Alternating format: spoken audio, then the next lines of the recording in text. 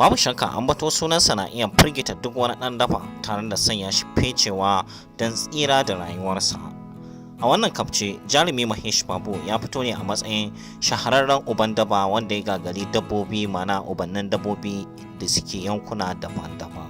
Ba shi da wani buri da ya wuce kai kololo a duniyar uban dabanci tare da kawar da duk wani wanda ya shigo gabansa ko kuma ya kokarin kawo masa wasa a cikin harƙallarsa.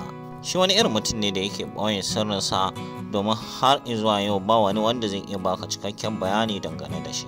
Daga ƙaramin uban daba ya zamanto babban uban daba sakamakon kasancewa a wani babban rukunin iyayen daba ko mance uban daba, wanda ta hanyar waɗannan ubannin daban ya samu damar kawar da rukunin ubannin daba iri daban-daban, wanda hakan ya ƙara mai matsayi da iko a cikin wannan rukuni nasu na dabanci. Ita wannan rukuni nasu tana sarrafuwa ne a ƙarƙashin jagorancin wani uban daba wanda yake zaune a ƙasar Malaysia, wanda kuma ya kasance wanda ƙasar India ke neman sa ruwa a jallo.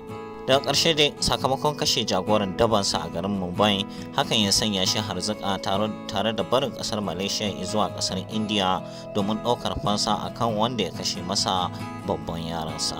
Wani abu da bai sani ba, ashe tarko aka yi masa, domin an tabbatar da cewa idan aka sanar da shi an kashe babban yaransa ba makawa sai ya shigo ƙasar India.